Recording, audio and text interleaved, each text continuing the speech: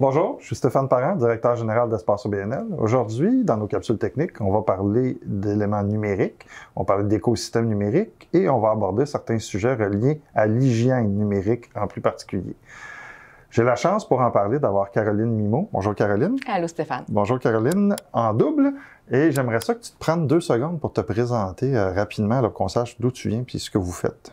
Okay. Je m'appelle Caroline et avec mon associée Geneviève Coulombe, on a fondé Classroom Formation qui offre des formations asynchrones dans le domaine des nouvelles technologies, mais plus précisément de la cybersécurité. Cybersécurité, on va y revenir dans une autre capsule, on va en reparler en détail, mais je veux ce matin qu'on aborde l'hygiène numérique. C'est un drôle de terme, je ne suis pas sûr que tout le monde le voit comme étant quelque chose d'important, mais comment on peut définir ça, l'hygiène numérique, c'est quoi?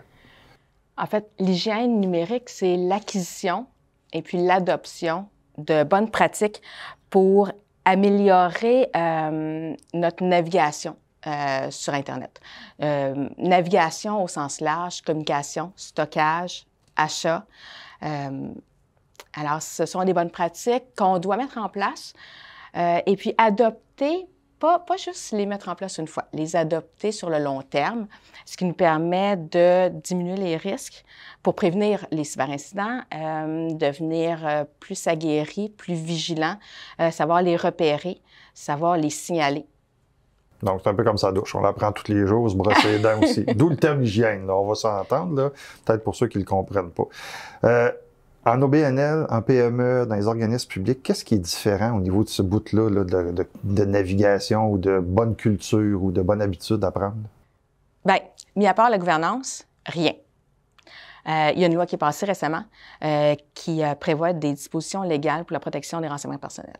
Et cette loi-là s'applique qu'on soit une PME, une entreprise, une grande entreprise ou une organisation sans but lucratif inclusivement.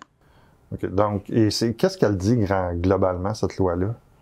Elle dit qu'on doit mettre en place les mesures nécessaires pour assurer la confidentialité des données personnelles qu'on a recueillies ou des renseignements personnels qui vont appartenir à nos clients, nos donateurs, nos fournisseurs, nos partenaires, etc.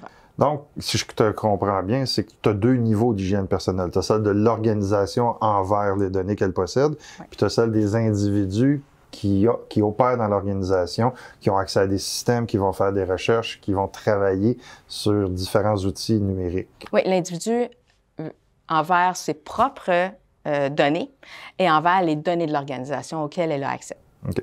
Tu parlais de gouvernance rapidement tantôt. Là. J'aimerais ça qu'on revienne plus spécifiquement sur ça. C'est quoi le rôle de la gouvernance ou le rôle du conseil d'administration dans cette bonne hygiène numérique-là?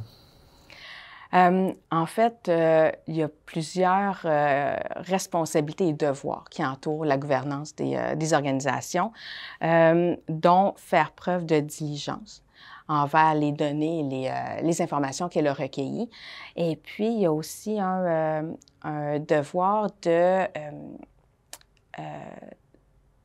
ils ont une responsabilité envers ces renseignements-là si jamais ils sont victimes d'une brèche de sécurité ou d'une fuite de données. Je pense qu'il faut revenir sur le fait qu'il y a de l'ignorance de beaucoup de conseils d'administration, mais beaucoup d'administrateurs face à leurs responsabilités personnelles lorsqu'ils s'impliquent sur un conseil, puis qu'automatiquement, ça vient avoir un impact à ce niveau-là, je pense. Là. Bien, plusieurs organisations ont des assurances et plusieurs administrateurs ont des assurances aussi personnelles envers les décisions qu'ils pourraient prendre dans le cadre de leur fonction. Écoute, avec les conseils d'administration, on a souvent des difficultés à leur faire comprendre la notion d'investissement. La notion de gestion de risque aussi. Dans le cas d'hygiène numérique, j'aimerais ça qu'on en parle. Puis tu me faisais part d'une vision que vous aviez là, en 2 plans. Peux-tu élaborer un peu plus là-dessus? En prévention ou en hygiène numérique, on peut cibler 2 silos, disons. On peut s'attarder à l'humain, puis on peut fixer aussi la machine ou tout ce qui est logiciel ou informatique. Pourquoi je parle de l'humain en premier? Parce qu'il est souvent reconnu comme étant le maillon faible. Et puis, c'est possible de passer du maillon faible et faire de l'humain la première ligne de défense. C'est lui qui a le contrôle de la souris pour cliquer. T'sais. Alors, ou du pouce ou du doigt, là, dépendamment. Et puis, donc, il y a des stratégies qu'on peut mettre en place et qui coûtent vraiment pas grand-chose. La sensibilisation, la promotion des bonnes pratiques. Et bonnes pratiques, là, on y va de base. Changer régulièrement ses mots de passe, choisir des mots de passe robustes ou forts. Ça veut dire, il y a 10 ans, on parlait de 8-10 caractères. On est plus rendu à 18 caractères. Et puis, avoir un mot de passe unique pour chacun des comptes, chacune des applications. Autre chose importante.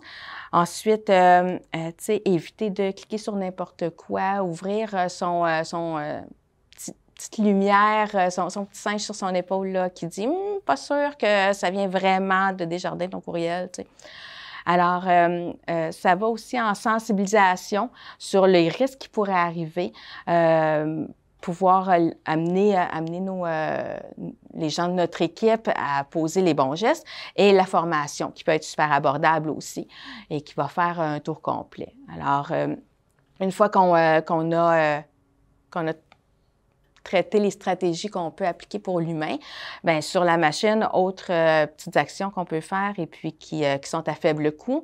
Alors, les mises à jour, tout la machine, le système d'exploitation, les logiciels, nos antivirus, les tenir à jour, bien, l'activer surtout, l'antivirus. Ensuite, l'utilisation d'un VPN, si ça se trouve, s'assurer de faire des sauvegardes. Et puis, si on a plus de budget, on peut toujours se référer à un professionnel qui pourrait venir faire un diagnostic de nos ou un bilan du système, de l'organisation, de nos besoins, faire un audit. Et puis, oui. J'ai entendu parler d'éthique numérique. Oui. C'est quoi ça? L'éthique numérique, c'est de ne pas oublier que derrière la machine, il y a un autre humain. Alors, il y a des choses qui se font dans la vraie vie, il y a des choses qui ne se font pas. C'est la même chose derrière un clavier. À chaque fois que j'écris sur mon clavier, je m'adresse à un autre humain. Ça aussi, ça fait partie de l'hygiène, dans un certain sens. L'interaction qu'on a avec d'autres humains sur le numérique, c'est des bonnes habitudes à prendre. Oui, c'est quelque chose qui était un petit peu... En fait, on parle d'éthique numérique parce que il y a ça nous rapporte à 2 éléments. Un, la démocratisation des outils informatiques et de l'Internet. De plus en plus de personnes qui les utilisent. Et puis, la deuxième partie, c'est l'anonymat que cette utilisation-là de l'Internet peut offrir aux gens.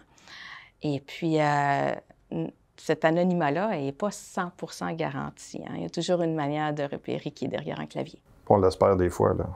On l'espère des fois. Mais j'aimerais revenir sur... tu as parlé de mots de passe tantôt. Oui. Moi, je pense que je dois en avoir 80-90, là. Je me perds. C'est une bonne chose. Regarde, c'est fou, là. Oui. As-tu des trucs concrets pour nous aider dans cette gestion-là des mots de passe qui est souvent, puis plus on vieillit, j'en fais partie, là, plus ça devient difficile de toutes les retenir, là. Pour éviter de cliquer mot de passe oublié à chaque fois?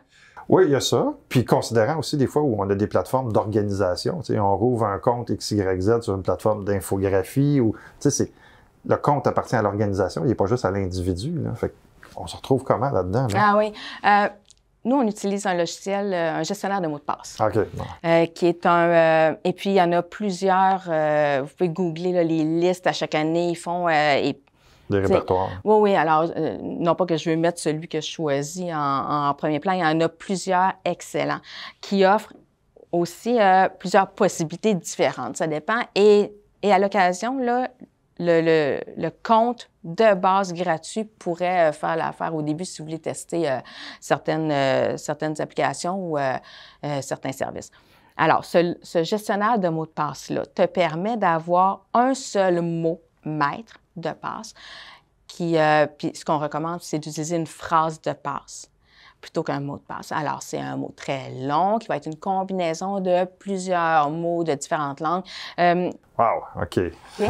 Donc, ça peut être la première, ça peut être une combinaison de mots qui viennent de différents sujets, cultures, langues. Bon, avec une variation de minuscules, majuscules, chiffres et caractères spéciaux. Là. Bon, on connaît la recette qui va nous ouvrir un gestionnaire ou un portefeuille qui inclut tous nos identifiants et mots de passe regroupés sur une même adresse.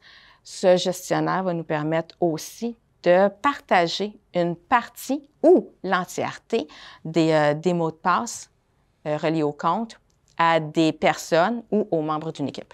Je trouve ça intéressant parce que ça ne veut pas dire que tout le monde a accès à tout, mais on centralise à une place précise aussi, puis on se garde une capacité de paramétrer en fonction du niveau, en fonction de...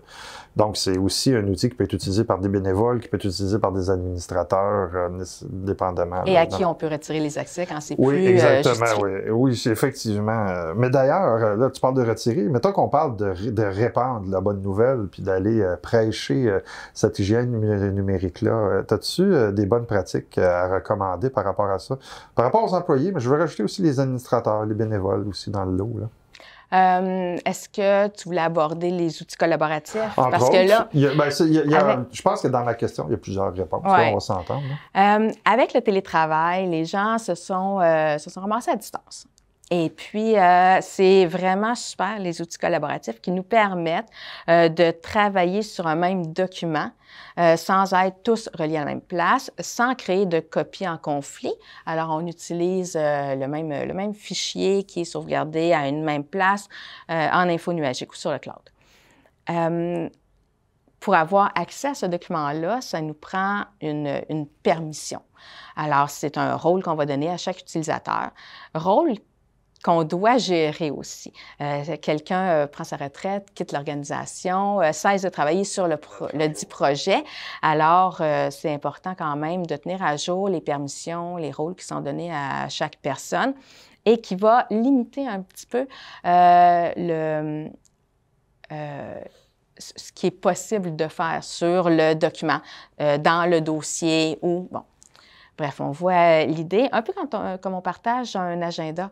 On peut partager un agenda en montrant seulement des créneaux qui vont être bloqués, donc non disponibles, sans avoir nécessairement accès à l'entrée dans l'agenda coiffeuse, ou cinéma, ou rencontre avec tes clients. Alors que je pourrais partager mon agenda en voyant tout le détail des réunions qui ont été mises à l'intérieur. Si je partage un fichier, je peux donner à quelqu'un une autorisation de lecture pour qu'il soit consulté, mais je peux donner à une autre personne une permission de modification. Si je résume ce qu'on vient de dire d'à peu près 15-20 minutes, là, c'est la mise en place d'une politique de gestion numérique au sein de l'organisme qui va paramétrer qui va faire quoi, à quel rythme, puis d'avoir une conscientisation aussi des risques à partir du moment où on rouvre l'écran aussi. Est-ce que je résume ça rapidement? Oui, en fait, chaque organisation, chaque entreprise devrait avoir une politique de ce type-là. Ça permet de gérer les risques à venir, gérer les crises ou d'avoir minimalement un programme si une crise arrive, quoi mettre en place. Ça permet aussi d'annoncer à l'avance ou de prendre une entente avec les membres de notre équipe de qu'est-ce qu'on a le droit de faire, qu'est-ce qu'on n'a pas le droit de faire, qu'est-ce qui est en lien avec les valeurs de l'entreprise. Ça peut toucher l'utilisation des médias sociaux, qu'est-ce qu'on a le droit de dire ou pas.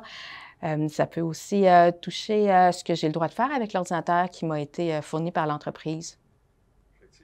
Merci, Caroline. Je pense que ça fait le tour un peu très brièvement d'un sujet qui pourrait prendre des heures et des heures. Ça s'inclut dans la majorité de nos sphères de vie, de la sphère des organisations.